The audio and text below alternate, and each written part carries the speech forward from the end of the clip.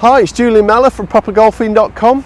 Now there's talk all over the internet about how you can get a better hip turn and a better range of motion in your backswing to hit the golf ball further. So if you've got any issues with your hip joints or your lower back, these two simple things that you can do at setup will make a massive difference to your ball striking and the distance that you're able to hit the golf ball.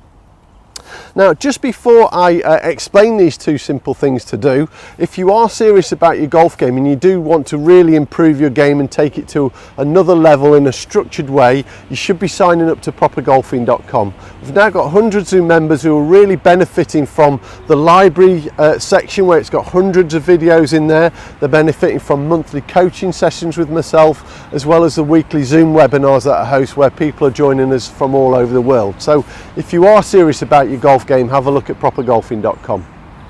Now onto this subject.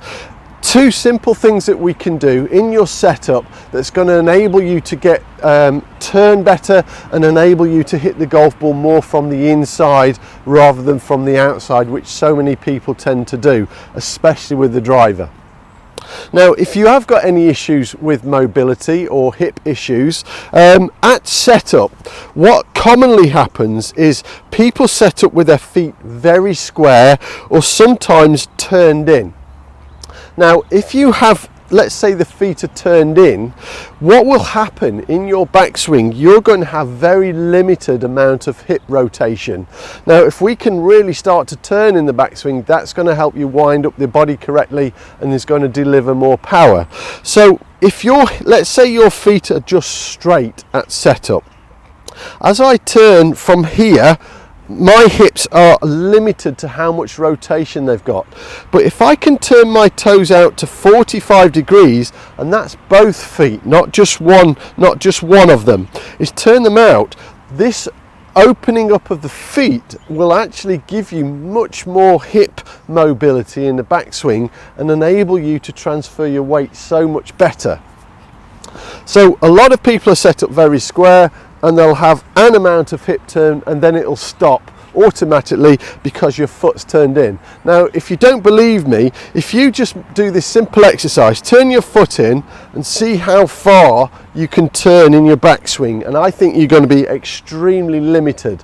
But if you flare your foot out, you're going to have so much more mobility. And actually being aware of where your feet are pointing at setup can make a massive difference without even changing anything other than your feet.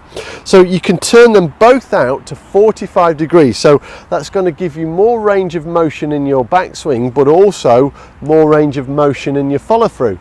So again, what I would be avoiding, if you turn your right foot out and then you keep your lead foot straight, again, you're going to be restricted on your follow through because this hip can't move out of the way. So by turning your toes out, that will give you massive amount of mobility and rotation rather than having them turned in.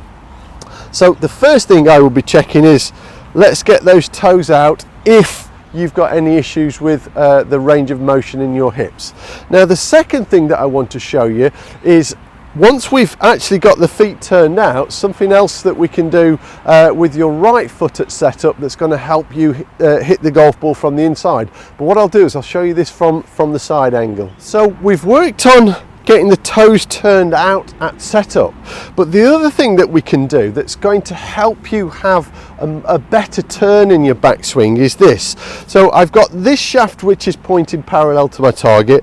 This one now is parallel to this one, a bit like a train track.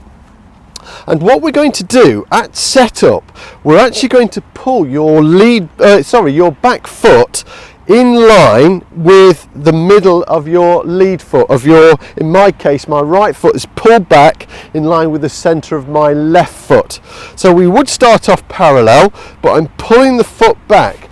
Now what I'm not doing from here is I'm not turning my whole body to the right, because this would be a closed stance and it'd be very easy to hit the shots off to the right or snap hook them. So we're making your normal setup, then you just pull your your back foot back slightly so that it's in line with the middle of your foot. Now what you'll find from here, by pulling the foot back, in fact I'll put it level first, when I pull the foot back, what you'll see now is my hips start to slightly turn without me even turning them. But what I'm not doing is turning my whole body. I'm just making my normal setup, then dropping my right foot back slightly and making sure that they're flared, that my feet are turned out, which now is going to give us a much more freedom in your backswing and enable you to really hit the inside of the golf ball. So one of the worst things that we could do from here is move your back foot forward. So this is what we would call an open stance, because you now can't turn your hips, or you're going to turn it. It'll feel like a big turn, but they're only ever coming back to level. So having your back foot forward is really going to restrict the amount of turn. Then you're going to hit the golf ball from the outside, and you hit those horrible high shots, left shots, or that wicked slice that so many golfers get. So normal setup: pull your back foot in line with the middle of your front foot.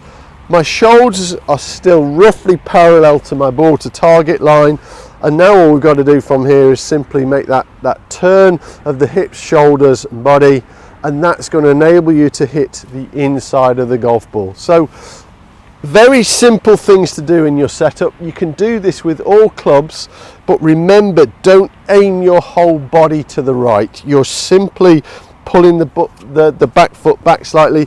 Now you may find that you have to adjust your distance from the golf ball, but you'll be able to do that instinctively and very easily. So it's not closed, we're just pulling it back to give you more rotation.